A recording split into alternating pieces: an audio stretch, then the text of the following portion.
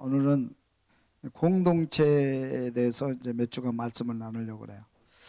오늘은 노아 가족의 공동체, 따라합시다. 노아의 가족 공동체. 노아의 가족 공동체. 노아의 가정에 대해서 한번 살펴보려고 해요. 첫째, 따라합시다. 노아는 의인이었습니다. 노아는 의인이었다. 창세기 5장 7절 다 같이 읽을까요? 이르시되 내가 창조한 사람을 내가 지면에서 쓸어버리되 사람으로부터 가축과 기는 것과 공중의 새까지 그리하리니 이는 내가 그것들을 지었음을 한탄함이니라 하시니라. 그러나 노아는 여호와께 은혜를 입었더라. 이것이 노아의 족본이라. 노아는 의인이요 당대의 완전한 자라. 그는 하나님과 동행하였으며. 하나님 앞에서 노아를 소개하는데 의인이고, 따라서 첫째는 의인이요, 둘째는 완전한 자고, 셋째는 하나님과 동행하였더라. 하나님께서 노아를 이렇게 평가를 해서 의인은 의의 옷을 입은 사람이죠. 하나님께 선택받은 자녀라, 그런 뜻입니다. 의인이었다. 두 번째는 완전한 사람이다. 완전한 사람이라는 것은 하나님께 절대 순종한 사람이라, 그런 뜻입니다. 우리가 어떻게 안전할 수 있겠어요? 우리는 완전할 수 없죠. 그러나 하나님께 우리를 완전케 하시면 우리는 완전해지는 거예요. 우리 스스로는 절대 완전해질 수가 없죠. 근데 하나님께서 노아에게 너는 완전한 사람이다.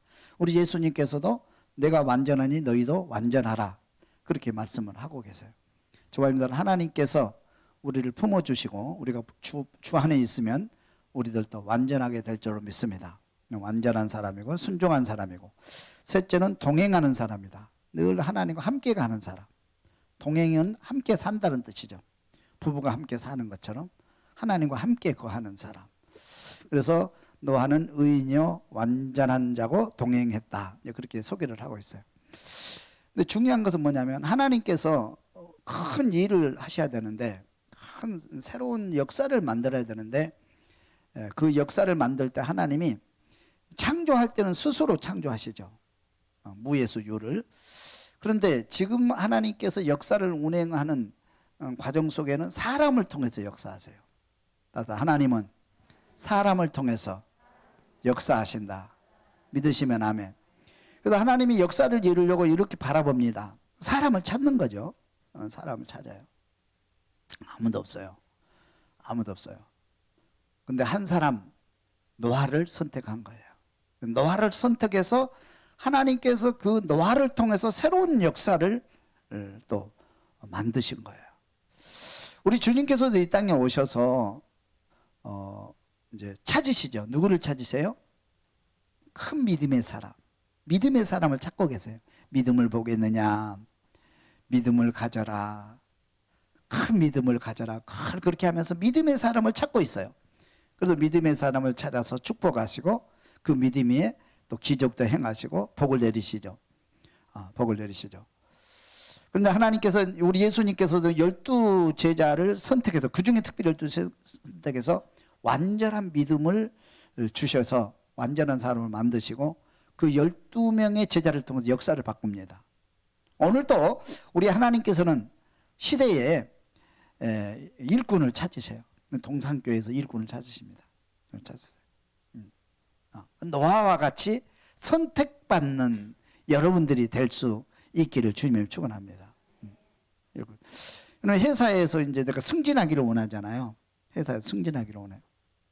승진하기를 원하면 그 회사 사장님이 누구를 선택하겠어요? 이렇게 사람을 찾죠. 정말 우리 회사를 위해서 큰 일을 할 수 있는 일꾼이 누군가, 이렇게 찾잖아요. 준비된 사람 선택받는 거예요. 그렇잖아요. 준비된 사람 선택받는 거예요. 준비하면 누구나 선택받을 수 있어요. 우리 하나님께서 이렇게 세상을 새롭게 해야 되는데 선택할 만한 사람이 없어요. 노아가 선택된 거예요. 노아가 선택된 거예요. 그죠? 하나님께서 이렇게 보시는데 선택할 만한 사람이 없는 거예요. 그래서 하나님께서는 요셉을 선택해서 쓰시는 겁니다. 다니엘을 선택해서 시대의 역사를 바꾸는 일꾼으로 쓰시는 거예요. 오늘도 하나님께서는 동산교회 일꾼을 찾고 계세요. 시대의 일꾼을 찾고 계세요. 저와 여러분들이 하나님 앞에 선택받는 그런 일꾼으로 설 수 있기를 주님의 이름으로 축원합니다. 중요한 거죠. 노아가 선택받은 거예요. 두 번째 한번 볼까요? 노아에게 방주를 만드는 목표가 생겼다. 따라서 노아에게는 방주를 만드는 목표가 생겼다. 창세기 6장 14절 읽을까요? 너는 고페르 나무로 너를 위하여 방주를 만들되 그 안에 칸들을 막고 역청을 그 안팎에 칠하라. 내가 만들 방주는 이러하니 그 길이는 300규빗, 너비는 50규빗, 높이는 30규빗이라. 거기에 창을 내되 위로부터 한 규빗에 내고 그 문은 옆으로 내고 상중하 3층으로 할지니라. 여기에 보면 방주의 크기를 보면 13,930톤이라고 그랬어요. 그 톤수가 13,000. 요즘은 뭐 몇십만 톤의 그 배들이 만들어지고 그러죠. 하여튼 13,000톤. 당시에는 어마어마하게 큰 배죠. 길이가 171.5m, 높이가 17.2m, 폭이 28.5m. 적은 배는 아닙니다. 근데 이 배를 만드는데 중요한 것은 당시의 기술과 오늘의 기술은 틀리죠. 당시의 기술로서 당시에는 목 같은 게 없잖아요. 그죠? 순나무로만 이렇게 만드는데 또 이제 물로 홍수로 심판을 하실 때인데 그 홍수를 그 풍랑을 견딜 수 있는 잠수함, 물속에 들어가도 괜찮을 수 있는, 그죠? 그런 크기를, 그런 정도를 만드는 거예요. 그 태풍에 견뎌낼 수 있는. 야, 이번에 태풍 부는 게 무섭대요. 사람이 막 맨홀로 막 끌려 들어가고, 자동차가 막 힘없이 막 떠내려가고, 그죠? 물이 얼마나 무서운지 몰라요, 태풍. 그런데 이 물이 40일 동안 비가 내도 이 지구를 다 덮어버리거든요. 지구를 다 덮어서 모든 생물들이 다 죽을 수밖에 없는데 거기서 견뎌내야 돼요, 이 배가. 완전 방수가 되고 그렇게 해가지고 견뎌낼 수 있는 배. 쉽지 않죠? 쉽지 않아요. 웬만하면 깔아앉을 수 있고 뒤집힐 수 있고 가라앉을 수 있고. 근데 오늘날 과학자들이 이걸 연구를 했대요. 현대 조선에서. 이거 정말로 이게 실제로 이런 풍랑을 이길 수 있는 배인가? 그런데 과학적으로 1mm도 부족함이 없이 그 풍랑에 이겨낼 수 있는 그런 배가 그런 배라는 거야, 이 배가. 배가 대단한 거죠. 그래서 이 노아에게 하여튼 방주를 만드는 목표가 생겨요. 하나님께서 이 방주를 만들어라. 내가 물론 심판하겠다. 그런 명령이 떨어진 거예요. 그러면 여러분들이 그런 명령을 받았다고 하면 이거를 만들 수 있는 용기가 있겠어요? 없겠어요? 우리 한번 다시 한번 물어보고 우리 박부정 목사님 이게 나한테 명령이 떨어져서 이걸 만들라고. 그러면 만들 수 있는 용기가 생기겠어요? 고민을 해보겠어요? 해야죠. 우리 권사님 역시 권사님 할 거예요. 전없이. 근데 이걸 만들려고 명령이 떨어졌을 때 우리는 생각을 해야 되잖아요. 정말 이 풍랑에 견딜 수 있는 배를 내가 만들 수 있는가? 그죠? 근데 이 노아는 어부 출신이 아니잖아요. 배 만든 기술자가 아니거든요. 그렇죠? 배 만든 기술자가 아니에요. 어떻게 이걸 풍랑을 이겨낼 수 있는 배를 만들 수 있을까? 이게 문제가 많죠, 그죠? 고민도 많고. 고민도 많고. 근데 결론적으로는 아멘하고 순종해서 이걸 만들었어요. 할렐루야. 그래서 우리는 그 어떤 목표를 선정할 때 이 목표가 선정되는 거 이게 굉장히 중요한데요. 근데 결론적으로 얘기하면 우리에게 목표가 설정되면 그 목표는 반드시 이루어져요. 따라 목표는 이루어진다. 꿈은 이루어진다. 믿을 수 있기를 주면 축원합니다. 근데 우리가 사람이 이 목표가 딱 내가 그걸 해야겠다. 목표가 딱 설정되고 꿈이 설정하면 그 꿈과 목표는 반드시 이루어지더라고요. 지금까지 그렇게 해왔어요. 인간이. 그런데 인간 안에는 무한한 가능성이 있고 또 잠재력이 있고 또 할 수 있는 능력이 우리 안에 있는 거예요. 특별히 하나님이 도우신다면 더 확실하게. 할렐루야. 근데 문제는 뭐냐 하면 저와 여러분들이 그 목표를 설정을 못한다는 거예요. 그 꿈을 설정을 못하는 거예요. 꿈을 꾸는 용기가 없어요. 왜? 그럼 보세요. 방주 만들어라. 내가 어떻게 만들지? 여러분 생각하면 생각할수록 이건 불가능한 거예요. 못 만들잖아요. 그러니까 내가 생각해서 이거 안 되기 때문에 불가능한 거예요. 불가능한 거예요. 안 되죠 이게. 내가 서울대학교 들어간다. 내가 어떻게 서울대학교 들어가? 안 되는 거예요. 나는 의사가 되겠다. 꿈을 꾸어요. 내가 어떻게 의사가 돼? 의사 되려면 공부도 엄청나게 해야 되고 뭐 서울대학교 들어가야 되고 뭐 나는 그건 못해. 그 목표를 설정을 못하는 거예요. 목표가 설정되면 일단 이루어져요. 목표를 설정하는 용기. 따라서 합시다. 목표를 설정할 수 있는 용기를 가져라. 아멘. 이게 용기입니다. 그래서 우리가 앞으로 전진하는데 무슨 일을 감당하는데 제일 중요한 게 사람에게는 중요한 게 용기예요. 용기. 그래서 우리 하나님께서도 여호수아에게 두려워 말아라. 놀라지 말아라. 내가 너와 함께 하리라. 용기를 주는, 용기를 잃지 말라는 거예요. 용기입니다. 나는 할 수 있다는 용기, 확신. 이게 중요해요. 근데 특별히 우리 예수 안에 있는 사람들은, 믿음을 가진 사람들, 이 용기가 주 안에서 확실하게 나타나는 거예요. 그 용기를 가지고 목표를 설정할 수 있어야 돼요. 할렐루야. 여러분들이 무슨 내가 창업을 하겠다. 창업을 하겠다. 될까? 이거 될까? 용기가 안 생겨요. 이거 시작할 수 있는 용기가 안 생기는 거예요. 목표 설정 용기가 안 생겨. 왜? 안 될 것 같거든요. 안 될 것 용기가 없는 거예요. 용기가 없는 거예요. 내가 성경 통독을 이번에 10독을 하겠다. 어떻게 해? 용기가 안 생기는 거예요. 그래서 여러분 보니까는 결단하니까 다 되죠. 그죠? 새벽기도 해야 되겠다. 새벽기도, 나 새벽기도 못해. 안 되는 걸 먼저 생각하는 거예요. 그 용기거든요. 내가 이거를 극복할 수 있는 용기. 내가 이걸 이겨낼 수 있는 용기. 내가 꿈을 꿀 수 있는 용기. 목표를 설정할 수 있는 용기. 이건 용기입니다. 용기. 우리 성경으로 말하면 믿음이에요. 할 수 있다는 믿음.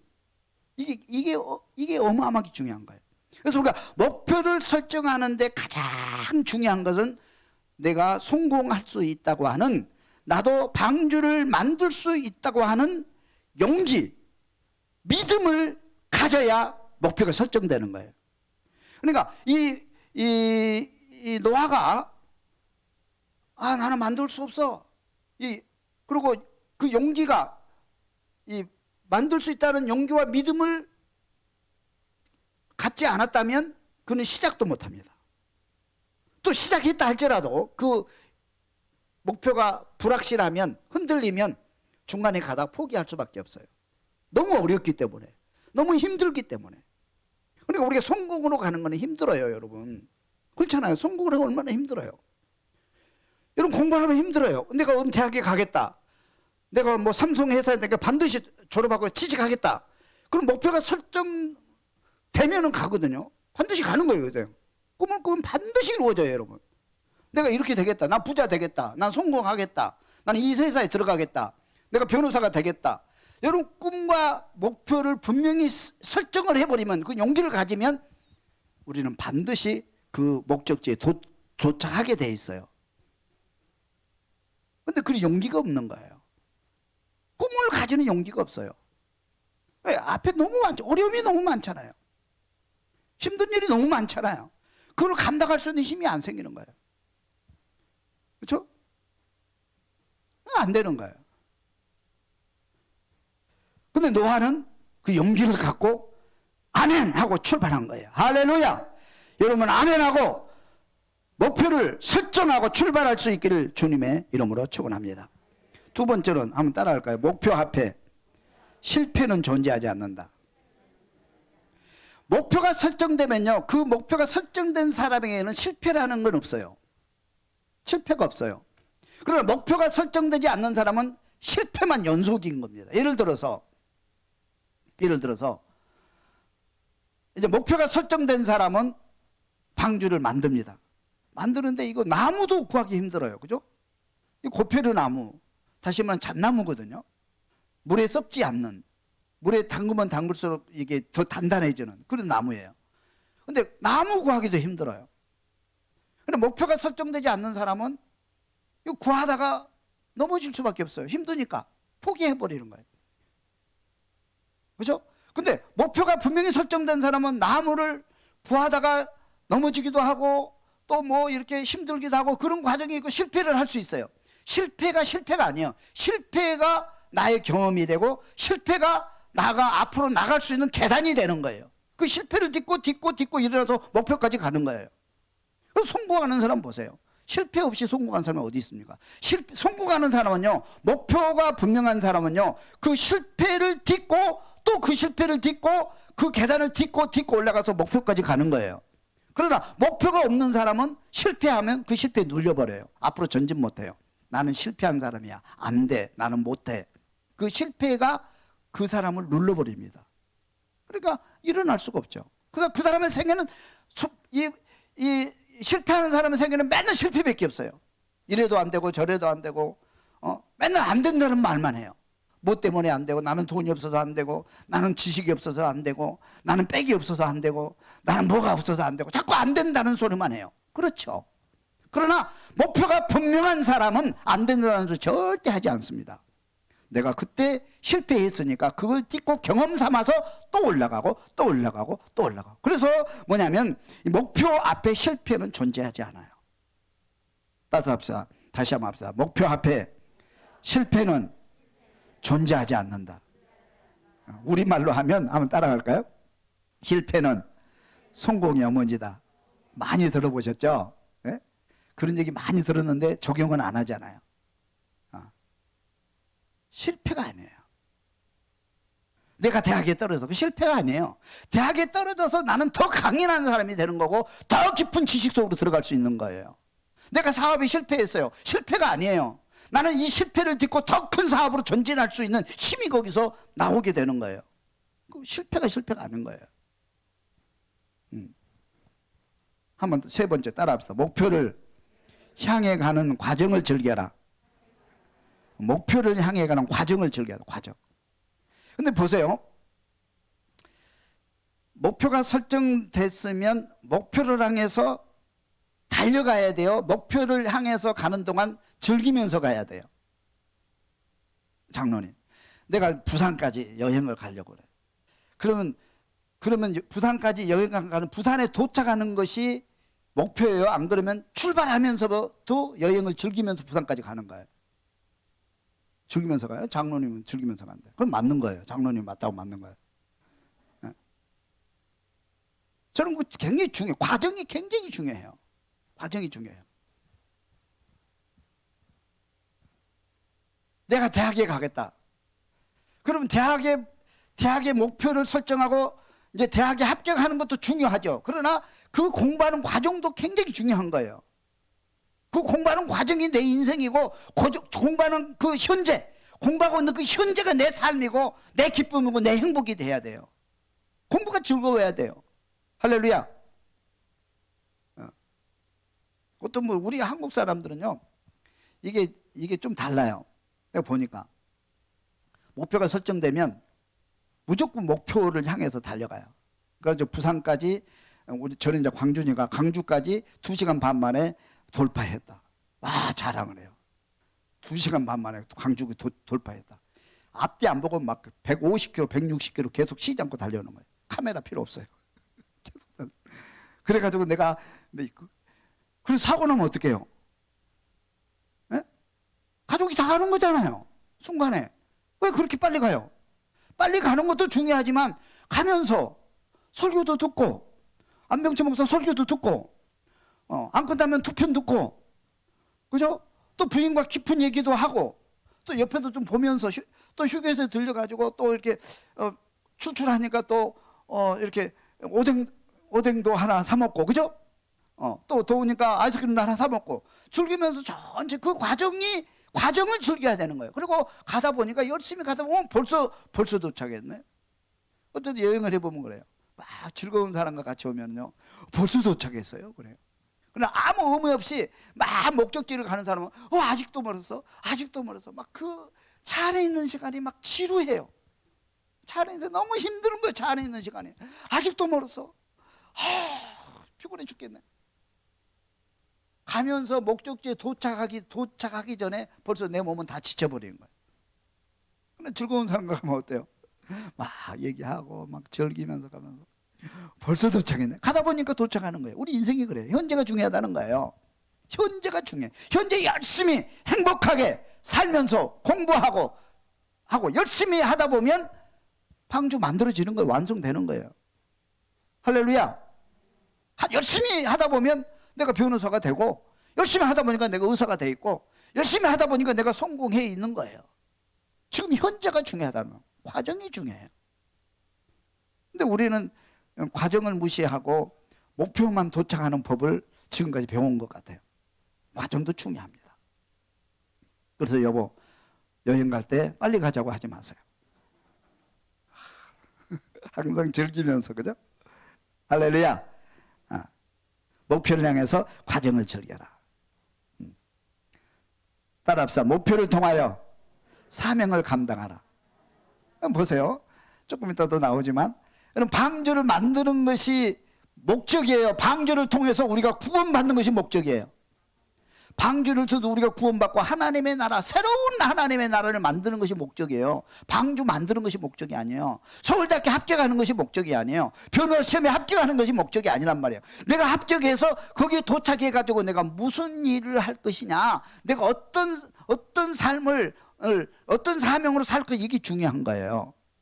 그러면 지금부터 그걸 해야죠. 가는 과정부터 그렇게 해야죠. 요즘 젊은 청년들이나 뭐 고등학교 대학생들 학교 들어간 것이 먼저지, 예배 드리는 것이 먼저냐. 그래도 믿음을 제치고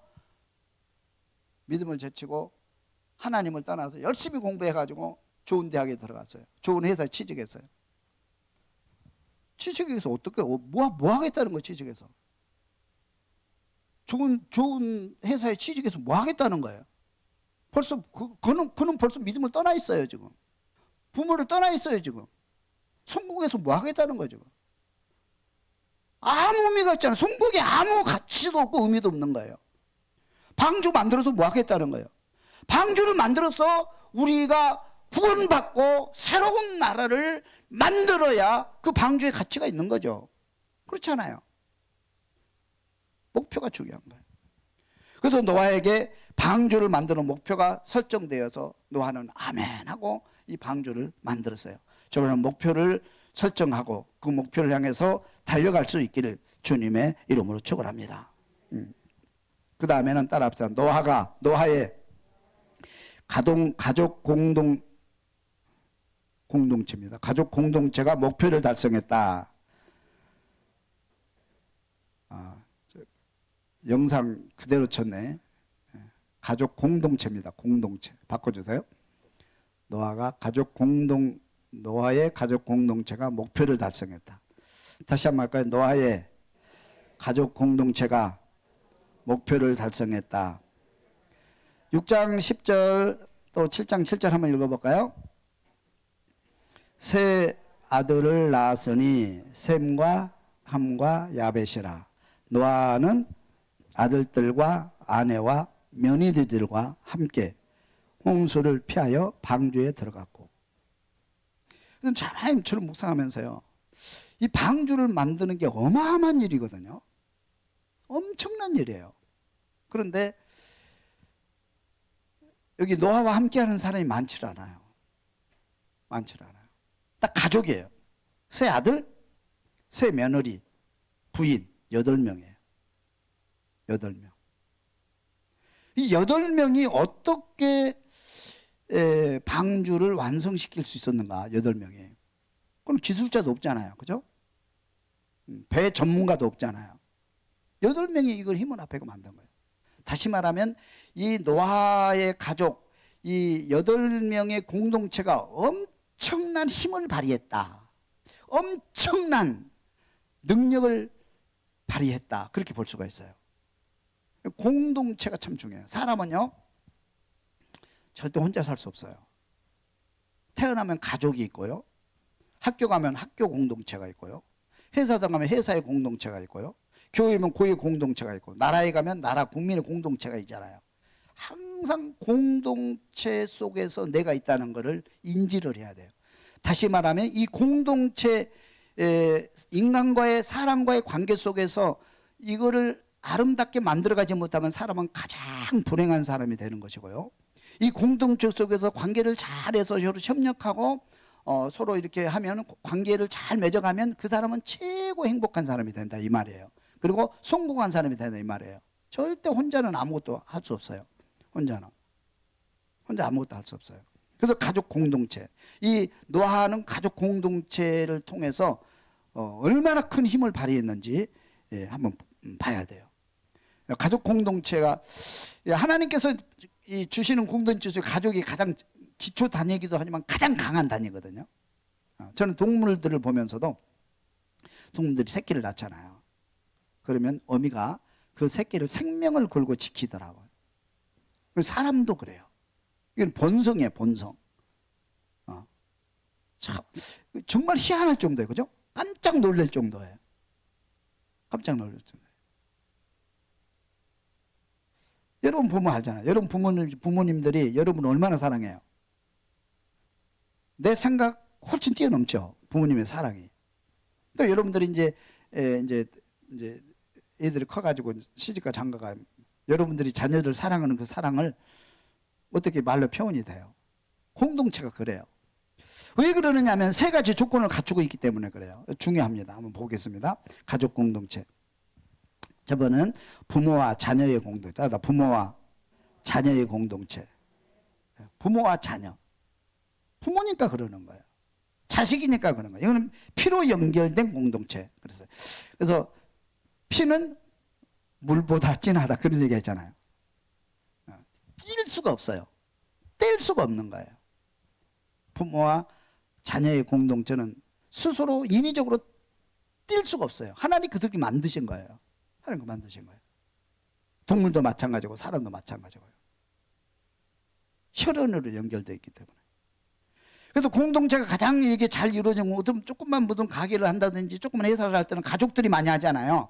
서로 믿기 때문에 그러는 거예요. 서로 신뢰할 수 있기 때문에. 그렇죠?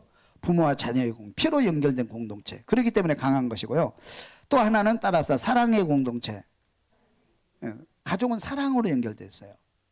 모든 우리들의 인간의 공동체는, 사람이 만든 사회 공동체는 어떤 이권으로 많이 연결되어 있어요.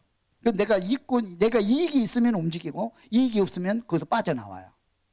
그런데 가족 공동체는 그렇지 않아요. 가족 공동체는 수학적 공동체가 아니고, 가족 공동체는 사랑의 공동체예요. 사랑으로 연결되어 있는 거예요. 그래서 부모님이 자녀를 사랑하고, 그죠? 사랑의 공동체예요. 그러니까 뗄 수가 없는 거예요. 뗄 수가 없는 거예요.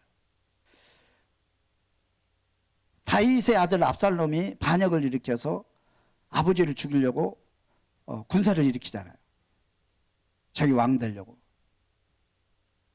근데 그 아버지는 그 아들을 전쟁에 나가서 이제 부하들에게 명령합니다. 절대 아들 죽이지 말라. 아들은 죽이지 말라. 그 아버지의 마음이거든요. 그 아버지의 마음이에요. 사랑으로 연결되어 있기 때문에. 그렇죠? 그렇기 때문에 강한 거 이게. 사랑으로 연결되기 때문에. 다시 말하면 가정의 공동체에서 사랑이 깨져버리고 이것이 이권으로 뭐 막 돈 때문에 재판에 막 아버지가 고발하고 뭐 부인이 고발하고 이런 사건이 일어나 버리면 그 공동체 이미 깨져버리는 거예요. 회복되기가 힘들어요. 사랑의 공동체이기 때문에. 그래서 사랑의 공동체가 얼마나 큰지 몰라요. 그래서 예수님께서도 우리 모든 인류를 사랑의 공동체로 만드는 것이 하나님의 뜻이에요. 예수님의 뜻이에요. 그렇죠? 내 이웃을 내 몸과 같이 사랑하라. 내 이웃을 내 몸과 같이 사랑하라. 그렇게 돼 있어요. 그 다음에 가족 공동체 세 번째는 믿음의 공동체. 따라서 믿음의 공동체. 믿음의 공동체죠. 가족이 여러분 보세요. 아무리 가족이 혈연으로 묶여져 있고 사랑으로 묶여져 있다 할지라도 종교가 달라버리면요. 그 가정이 깨질 가능성이 굉장히 높습니다. 그래요. 그러면 종교가 다르면. 그죠? 종교가 다르면. 종교가 믿음이 같아야 돼요. 그래서 우리가 이제 믿음 생활하면서 우리 자녀들이 하나님을 잘 믿는 믿음의 자녀로 이게 양육해 하면은 나중에 효도 받을 수 있고요. 가정이 튼튼하게 묶여질 수 있어요. 그러나 이 자녀가 믿음을 떠난다든지 다른 종교를 특별히 뭐 사이비나 이단에 가버리면 가족 관계가 깨져버릴 가능성이 굉장히 높습니다. 우리 예수님께서도 그런 경우는 이혼도 가능하도록 그렇게 돼 있어요. 가정이 깨지는 거예요. 그래서 가정의 공동체 가장 힘에 올리는 어디서부터 나오느냐? 부모와 자녀의 공동체고 사랑의 공동체고 믿음의 공동체로 묶여 있기 때문에 가정의 힘은 어마어마하게 큰 힘이 나오는 거예요. 여러분의 가정들이 이런 하나 되는 가장 튼튼한 공동체, 천국 만들어갈 수 있기를 주님의 이름으로 축원합니다. 할렐루야. 공동체 행복을 한번 보겠어요.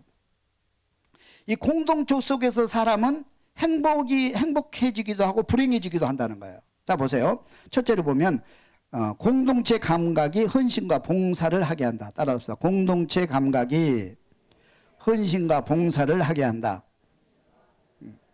내가 이 사랑의 공동체의 일원이다. 내가 이 공동체의 내가 책임자다. 이 공동체를 살려야 되겠다. 그런 마인드가 생기면 이 공동체를 위해서 스스로 헌신하고 스스로 봉사하게끔 돼 있어요. 어머니의 사랑이 왜 크냐면 이 가족을 내가 지켜야 되겠다. 그 사랑이 있기 때문에 어머니가 스스로 몸과 마음을 다해서 가정을 위해서 헌신하게 되는 겁니다. 아버지가 헌신하게 되는 거예요.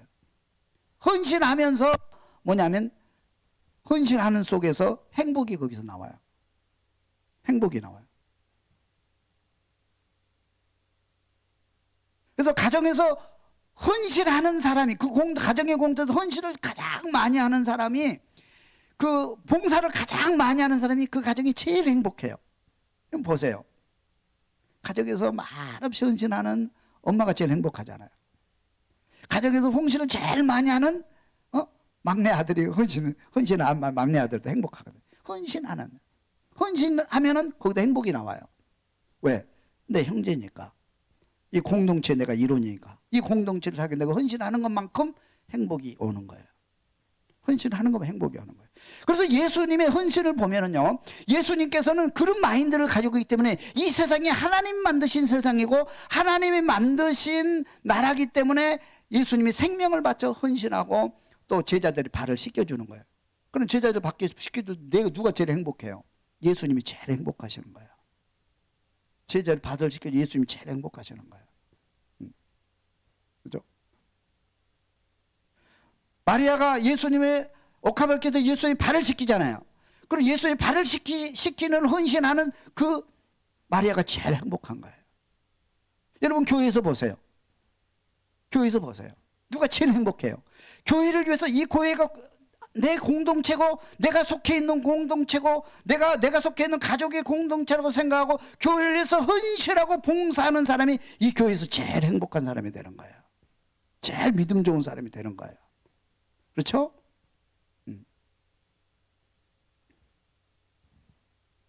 그래서 공동체 속에서 행복이 만들어지는 거예요. 공동체에서 행복이 나오는 거예요. 공동체에서. 가족 공동체에서 행복이 나오는 거예요. 그래서 가족이 서로 헌신하고 봉사하는 가족이 되면 제일 행복하잖아요. 가정이 하면 따뜻하고 행복하잖아요. 그죠? 어머니가 왜 위대합니까? 어머니가 헌신을 제일 많이 하기 때문에 제일 위대한 거예요. 그렇죠? 어머니가 제일 위대한 거예요.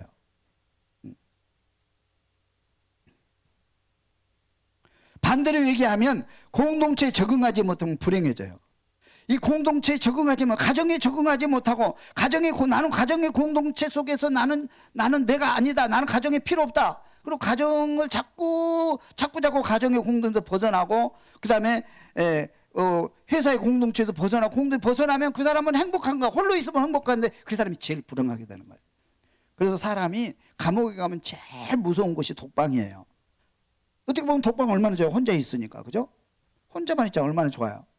근데 제일 큰 벌이에요. 독방에 갇히는 것이.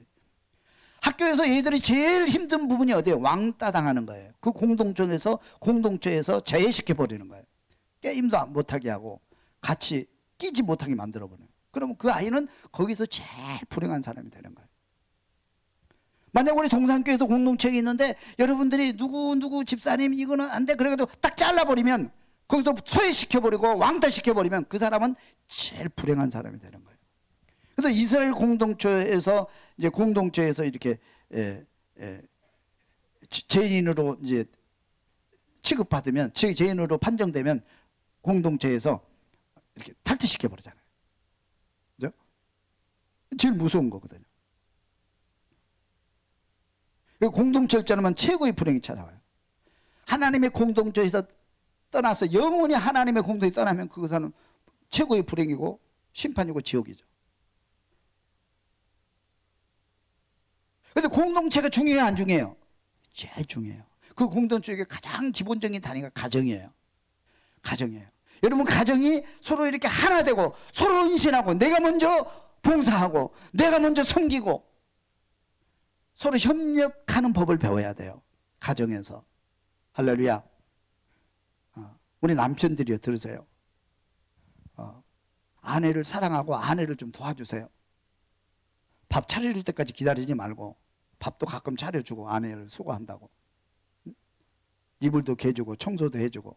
저도 그렇게 하려고 노력을 많이 하는데 부족해요. 우리 집사님의 만족을 채우기가 힘들어요. 그렇지만 열심히 하는 거예요, 열심히. 그것이 우리 가정 공동체를 튼튼하게 하고 행복하게 만드는 길이에요.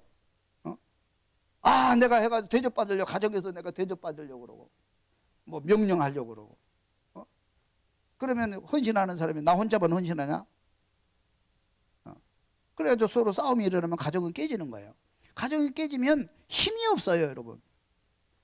가정이 딱 헌신으로 뭉치고 사랑으로 뭉치고 가정이 딱 하나서 가정이 든든해야 그 가정에서 어마어마한 힘이 나온다 이 말이에요. 그 가정에서. 할렐루야. 그래도 가화만사성 그런 얘기도 있잖아요. 그죠? 가정이 행복하고 가정이 잘 되면 사회에 나가서도 성공할 수 있다는 거예요. 그건 맞는 얘기잖아요. 노아의 가정 한 가정 남았어요. 여기서 보면은요, 노아의 가정이 있는데 노아의 세 아들 며느리들이 무슨 일을 했다는 게 안 나와요. 여기에 아무것도 안 나와요. 내가 성경을 다 찾아봤는데 그들이 들어갔다 나갔다 그것만 나와요. 들어갈 때 한 번 나오고 나올 때 한 번 나오고 뭐 했는지 몰라. 그럼 그들이 놀았습니까? 아니에요. 노아가 아버지가 명령하는 대로 시키는 대로 뭐든지 한 번도 토를 다지 않고 한 번도 불평하지 않고 늘 감사하면서 순종했기 때문에 방주가 만들어진 거예요. 그렇기 때문에 성경에 그런 기록이 없는 거예요. 다 순종해버리니까. 말 안 듣는 놈이 있으면 그 말 안 들었다고 딱 나오죠. 그렇잖아요. 그런 공동체. 그래서 노아의 이 8명의 공동체가 이 방주를 만들어내는 새로운 역사를 만들어내는 엄청난 힘을 발휘할 수 있었던 것은 바로 이런 데 이 공동체가 하나 되었기 때문에 그게 가능한 일이었어요. 할렐루야. 우리 가정들이 그렇게 아름다운 공동체가 되어서 하나님의 나라를 이룰 수 있기를 주면 축원합니다. 그래서 하나님의 나라를 이룬 거예요. 네 번째 한번 봅시다. 노아는 방주를 통해서 세상을 구원하였다. 방주를 통해서 세상을 구원하였다. 홍수로부터 보호를 받았다 그랬어요. 창세기 8장 15절 다 같이 한번 읽어봅니다. 하나님이 노아에게 말씀하여 이르시되 너는 내 아내와 내 아들들과 내 며느리들과 함께 방주에서 나오고 너와 함께 한 모든 혈육 있는 생물 곧 새와 가축과 땅에 기는 모든 것을 다 이끌어내라. 이것들이 땅에서 생육하고 땅에서 번성하리라 하시며 노아가 그 아들들과 그의 아내와 그 며느리들과 함께 나왔고 땅 위의 동물 곧 모든 짐승과 모든 기는 것과 모든 새도 그 종류대로 방주에서 나왔더라. 홍수가 끝나고 심판이 끝나고 거기서 다 나온 거예요. 저는 희한한 게요. 방주에 들어간 사람 한 명도 안 죽었어요. 거의 한 방주에 들어가서 나오는 기간을 재보면 한 355일 정도? 350일이 넘어요. 370일. 1년이 넘어요. 365일이 1년이잖아요.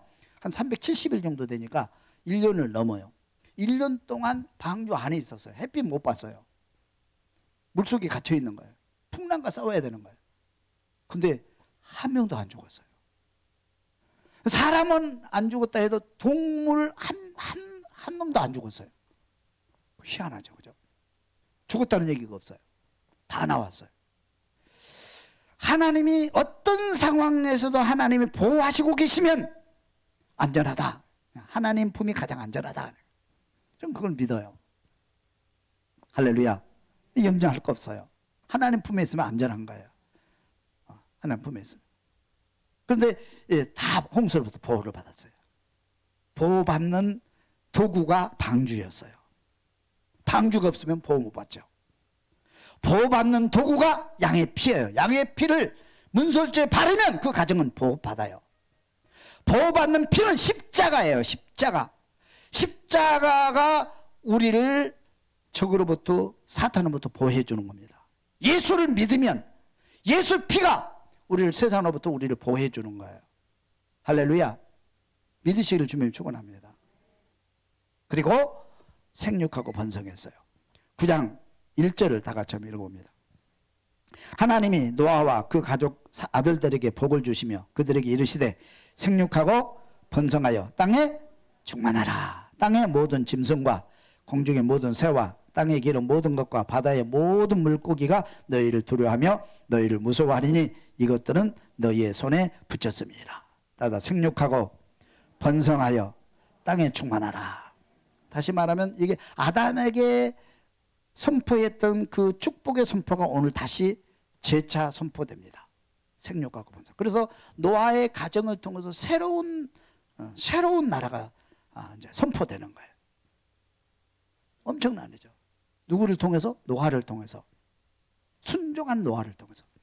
그러니까 하나님의 나라는 순종하는 사람을 통해서 이루어지는 거예요. 중요해요. 그래서 우리는 늘 기도할 때 하나님 나를 사용해 주세요. 나를 하나님의 나라 도구로 사용해 주세요. 이렇게 기도했으면 좋겠어요. 나를 통해서 교회가 부흥되게 해 주세요. 나를 통해서 성가대가 힘있게 성가대가 될 수 있도록 나를 사용해 주세요. 나를 통해서 청년부가 부흥하게 해 주세요. 굉장히 중요한 기도 제목입니다. 이게 하나님께서는 그 사람을 통해서 역사하시고 그 사람을 축복하시고 세워주시는 거예요. 노아가 그래서 유명한 거예요. 하나님께 쓰임 받았기 때문에 유명한 거예요. 위대한 거예요. 할렐루야. 그 노아의 가족이 새로운 세계를 만든 것처럼 여러분들의 가정이 새로운 가정 만들어갈 수 있기를 주님의 이름으로 축원합니다.